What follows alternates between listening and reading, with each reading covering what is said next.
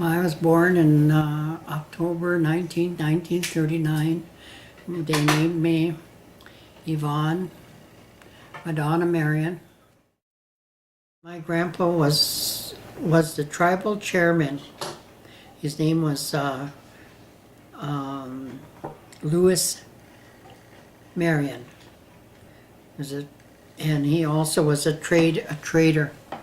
He would trade furs to the white people for the Indian people. And when he was mailman, he would translate because he had an education, a real strong education, and he used to go and deliver mail, and the people that didn't know how to read, he would read the letters to them from their sons that were in war, or their husbands, whatever, their loved ones, and then he would, if they wanted to write back, he would write back to them for them. Really? Yeah, he did all that for the people. He was a wonderful man. And I remember when we used to always want to go use his outside toilet, because he was the only person we knew that had a fur cover. You had a fur toilet lid? He did. From my grandpa. He had that all the way around, you know, So in the winter time, a raccoon one, yeah, it was all the way around. We just enjoyed sitting on there. 12 of us in our family. Actually, it was 13. One died with pneumonia. And there were cattle, and there was horses, and we had pigs, and we had chickens, and we had the pigs, and we ate the pigs in the fall, which are a pig and a cow in the fall, and that's what we lived on. So I can always say we always ate good while we lived on the farm. Like once or twice a month, he'd take us out to the Boy Scout camp, and he'd let us go swim, and we'd have a picnic out there. And in the summertime, that was like our weekly bath to go swim. Because education was the most important in my mother and my dad's life. We all went to school at the St. Anne's Mission School. We went there from first until 8th grade. Mission school was a place that was cruel. It wasn't, because every about an hour, especially the kids that stayed in town and could get home, they'd make us take those little scissors, you know, that you cut paper with, little scissors like that, and we'd have to cut the grass all the way around the lawn like that, by the sidewalk. Yep, like you had to get on your hands and knees, and you'd have those SOS pads. You had to wash every little scuff mark off of them. Every night you had to do that. They used to do it too. If you did something in class, they'd carry these goddamn big rulers like this. You know, thin ones, but they were long. And they were just like the devil was coming after you all the time. This your peer. And here, if you did something, caught you talking or something, okay, she'd say, put your hand like this, she'd say.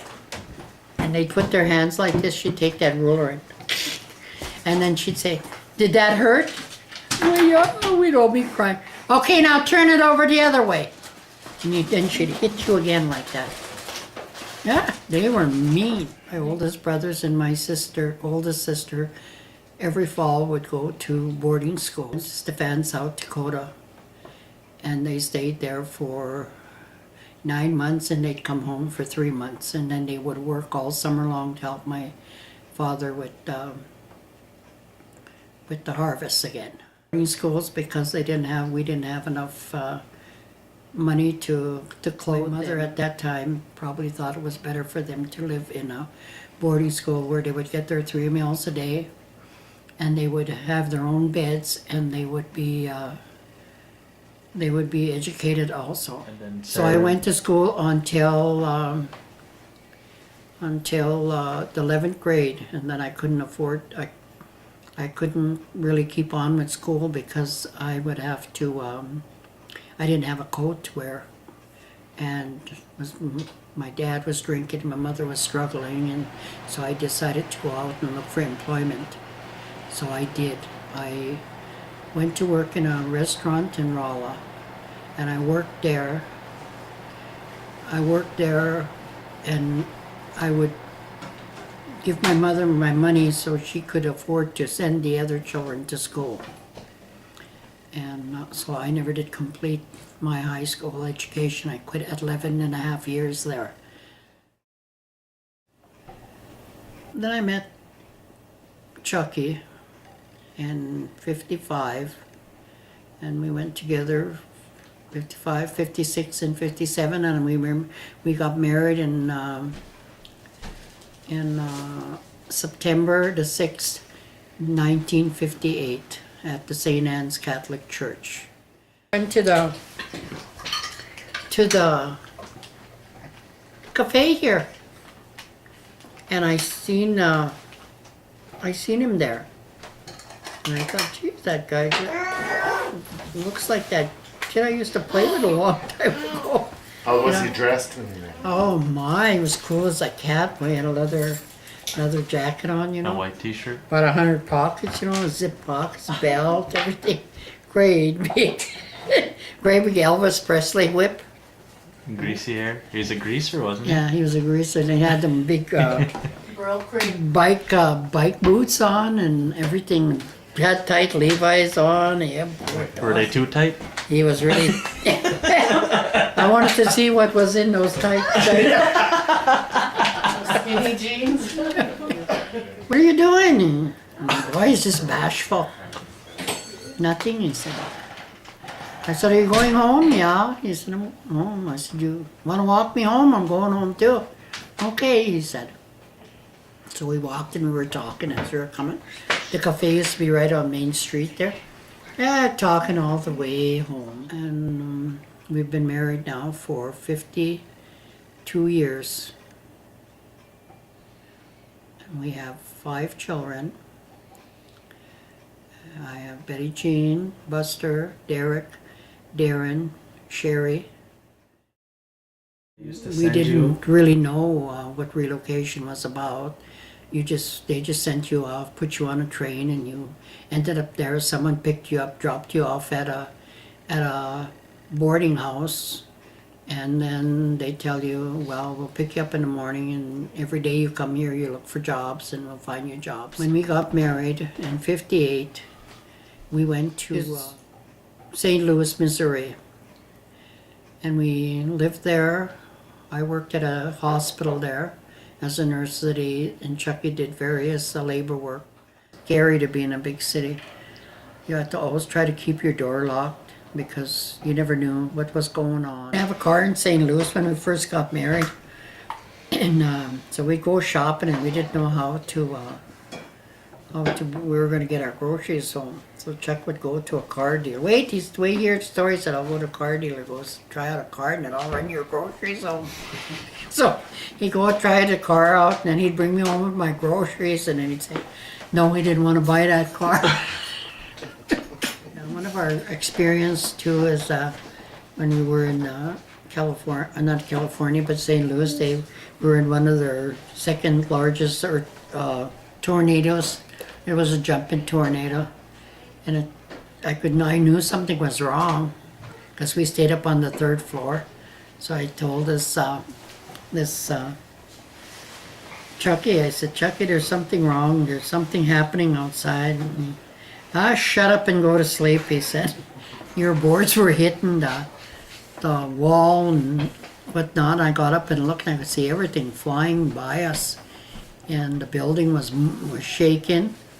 And I could hear the landlord saying, Chucky, Putch, get downstairs here. They're having a bad tornado.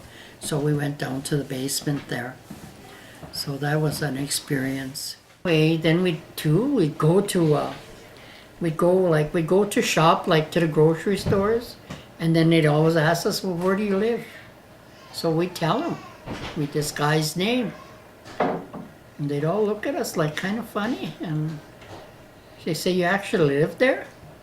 I thought, what the hell is the matter here? Every place I go, people ask me that. So finally I went to this one place, and to get something. That little store wasn't too far from the house, and I asked him, I said, why do you guys always ask me? And then Lieutenant Shoulders was his name. And she says, well, you've never heard about him? And I said, you never heard about him? And she said, no. She said, you know he was in that Greenleaf robbery, she said. And I said, Greenleaf robbery? Yes, she said, where all these cops went to catch these people that robbed this bank. And when they robbed the bank, there was one bundle missing. And they killed all those guys, plus those cops were killed. He was the only one that was living. And he brought those bags in, but he didn't bring one in. So then they kept asking him, you know, where that was, and he said he didn't know. And he said, well, maybe somebody else got away with it or whatever. But I think, and then when we, so that's how we knew what he was then. And that they said that was all over the news a long time ago, that he was involved in that. That's how he lost his job, because they let him go. He went to prison? Yeah, but No. they never did get the money back. He started telling us about it. Then I said, well, what happened to the money? And he said, they'll never know that. They'll never know where that money's at, he said. And, but he was really nice to us, you know, so I thought, well, what the hell. Anyway, we lived there for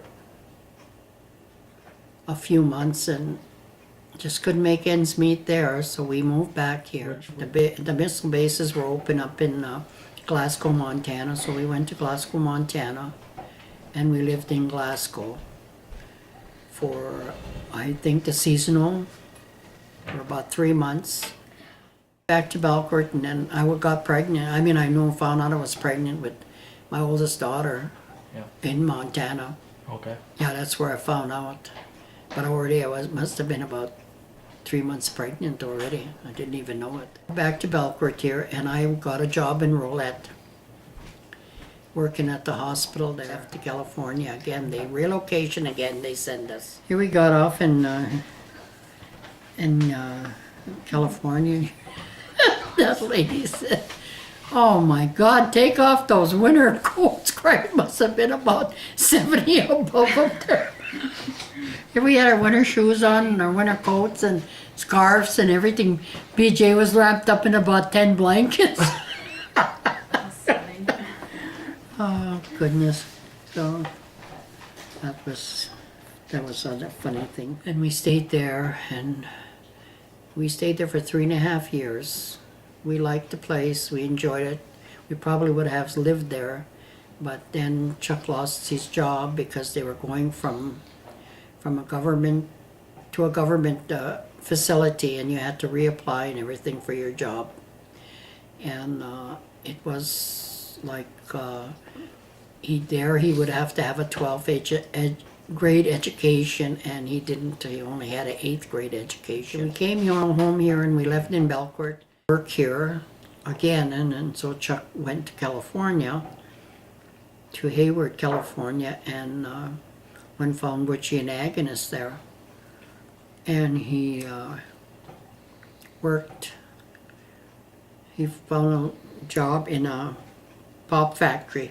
Betty Jean, Buster, and Derek, very sick when we had only been there a couple of days. And so he had double pneumonia, so we took him to the hospital. And the hospital had to see him because he was near death when we got him there. And so they put him in a room, isolated him and everything. But we didn't have any money. So we didn't know what to do, and the hospital was saying, you have to have money, otherwise he's going to have to stay here, and like making threats to us to come up with the money, which we didn't have. So I had no alternative, and I called my sister. I called the public health service here in Belcourt, and they said they couldn't help us. So then I called my sister. She worked for the Indian Health Service in Washington, D.C., and when I told her our situation, she said that she would go talk to them, the Indian Health Service, and she would tell them what happened and that we should be covered because we hadn't been off the reservation for 3 months. So she did that, and the the Indian Health Service from DC called the hospital in California, and they released him and they paid the bill. Life was real scary when you went out like that because you never knew what you were always going into. But you still had children and you had to try to provide for them no matter what. I decided I just didn't want to live there. I just wanted to come home and I wanted to try to start a different life here. Yep, since 65. I've lived in Belcourt. I've never left. Then after that, I just kept my job at the Rolla Hospital. I thought I would never leave here again. I don't care where Chucky went, where he worked, if he had to be gone for months on end. I just thought I had to keep my family together. I had to stabilize them because there was no sense in taking my two children no matter wherever he wanted to go. So we remained at home for many, many years like that, with me working and him working. We bought a house that had a kitchen, living room, and one... Bedroom and a bath. Or not even a bathroom. Not even a bathroom, no, Just just a one bedroom, living room, Because they didn't have and pipes a back then, bedroom. right? No, we didn't have running water then. Yeah, when we moved this old house, and it was just a shamble. So Chuck, every room in our older part of our house was all done by him and me. We worked together. We'd take a room at a time and we'd sheetrock it and we would paint it, and then we'd add on, because we never had much money. It was really hard. You had to wash your own diapers by hand and wash all your kids give them baths by hand. Everything was hauled water every day, and even when you wash clothes you had to haul water. In the winter time you hung them out because there was no place to dry them, and sometimes they hung there for a week to try to get them to dry. And then otherwise, you'd bring them in and you'd hang them over chairs and doors and everything wherever you could to let them dry. Kids, like my children, when they went to school, they would have to fold they had everyday clothes, and then they had school clothes. So the school clothes that they wore, they would have to come home and fold them up and wear them maybe 3 days before you washed them. And they took a bath, I would say, twice a week. Otherwise it was just sponge baths. You just wiped their face and their hands, and on weekends that's when they got their full bath, and they would all use the same water. The youngest one got the first bath, second one got the third bath, and the third one got the last one got the dirty job. No, we never did. We never qualified for commodities. Really? No. We always just had to fend on our own. Like the first time they told me that I should go ask for welfare, I remember I went in there and I was so embarrassed because I had to ask for welfare, and they said, yes, we'll give you $60 a month. And I remember I told Chuck, I don't care if I have scrub floors, I will never go get a welfare check again. I said that was too humiliating. And I did live by that words. Times were always tough because my mother-in-law got commodities and stuff, so she would share her commodities with us. She would give us like her powdered milk, and Chuck would make these kids chocolate milk in the morning, and with that commodity, and then he would make them oatmeal because she'd give us the oatmeal, and like the bread while we baked the bread. Then after I quit for the hospital, I went to school to work at the school for a couple years, and as a teacher's aide, and I got hired on for the government there. I decided to go to school to get my GED. So I started going to evening classes. 1972 is when I started. So I must have been 30 some years old. I must have been about 32. There was an opening at the hospital in Belcourt for a dental assistant, and I decided to apply for that. With my being, I had a background of a nurse's aide. I thought that would help, so I applied for that job, and I was called in for an interview. And the doctor that was going to hire me told me that I had to have a high school education. So then I said, well, I told him I was going working to get my my GED, and he said, ask them if you could do it sooner.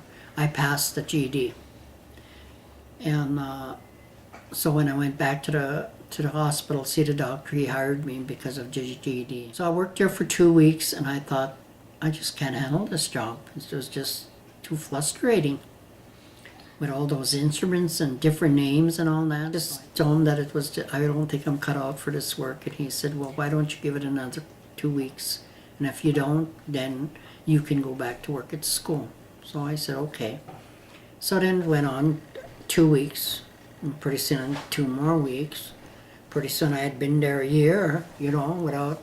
So finally, it came this class that said, to be certified, you would have to go 2.5 years of correspondence class, plus you would have to go to work 2 or 3 weeks, be away from your family. Supportive person through all my education was my mother, and Chuck also helped, but my mother was my biggest support because she took care of the children. 4 weeks out of a year, and stayed 2 weeks at a time, and yet I did corresponding classes, which were very, very hard because you had no one to teach you. Mm-hmm. It was really tough. I was supposed to graduate, and a year Sherry was born. And I thought, there's no way I can leave her. She's only 2 weeks old. I can't go to graduation. And my mom got so angry at me, and she says, she said, I stood by you all this time for you to get that education. She said, and then you got 2 weeks and you want to drop out. She said, that doesn't make sense to me. So then I just thought, well, she's right, Left. And that was the hardest thing to do, was to leave my little girl behind. And because she was so tiny and everything. I can't remember someone telling me, you drink a Coke and you eat a candy bar and you go in there and take that test. I took the test. And I passed it with flying colors. I got a 98 on my test, which was, I never even dreamed I would get. But I got a 98 out of 350 questions, which was 3.5 hours long, the test. And my mom, she said, well, did you pass? Did you pass? And I said, I don't even know, Mom. They said they'll send you those things in the mail. And then one girl said, well, you'll know if you pass because you'll feel that pin that tells you, that you're certified. And so here that thing came, and I told Mom, you open it. No, you open it. We were both sitting at the table trying to decide who was going to open it. So finally she says, well, just go ahead and open it, she told me. So here I thought, I was feeling around. No, I didn't pass. I don't even feel that. And here when I opened it, it said that, congratulations, you have passed your certification at a 98%. And you are now a certified dental assistant. And I thought, well, where's the pin? Then down below it said, sorry, we ran out of pins, but we'll be sending you. After all that, going through all that agony. But graduated, they told you had to wear these caps. So we come back to Belcourt. We were the only 2 iron tree separation. We had to wear such a little cap every day. Oh, to work? Yes, they were sickening. Or something was more interesting. I wanted to learn. I wanted to do more. Supervisor got into a car accident. She could no longer work because she was just. And so while she was gone, I was doing all this everything. Must have been in the 80s, because then I was doing all her work and she wasn't coming back. And finally, I just told him. I said, well, if I'm going to be doing this, I just went in there and I told him that. I said, if you're going to keep doing that to me, then you might as well just give me the job. And they said, well, yeah, we could do that. So then I started from there. So I I became the dental supervisor. I started off with 4 girls. Then when I finished working, I was supervising 13 girls. And I retired in 2001. So I put 30 years in there for a while for my sister at her dollar store, Jolly's Fairway, Wonderland, and I worked there for was almost 3 years, and until my health couldn't take it anymore. So then I retired after that. And so now I sew quilts and keep myself very occupied. Go to casinos, and we travel a lot. And then we made a loan one time to open a restaurant. It was the first restaurant that was in Belcourt. It was called Frederick's Fast Foods, and we kept that open for 10 years until Chuck's health couldn't take it anymore, so he retired from that, and we sold it. And then a few years after that, he built a motel, which was the Sleepy Teepee Motel, and he ran that for a few years. And now it has apartments, and then we're still running it, still paying on it. Through our lives, we have taught our children that how important it is to work. Then you would never have to go and ask people for too much stuff. You know, we always just did it on our own. We'd work to fix our house and everything. I think right now, today, is the happiest I've ever been, because I can enjoy all you children. Because you're all around me now, which, you know, you never were before. You know, now I can sit here and talk to you, and I can talk to your children. Fortunate that I have my children. See my children today. You see them all working. They all got jobs. They're all in good health, and they all have good families. That's you know, I'm so proud when I have to talk about my children, because I am proud of them for what they accomplished. You know, it's nice to sit down and say, well, Mike, you know, BJ's this, and Buster's this, and Sherry's this, and, you know, all the way down, and then say, well, Jacob works at the college there, and, you know, you just keep going down the line, and they all say, my gosh, you sure did a good job with your family.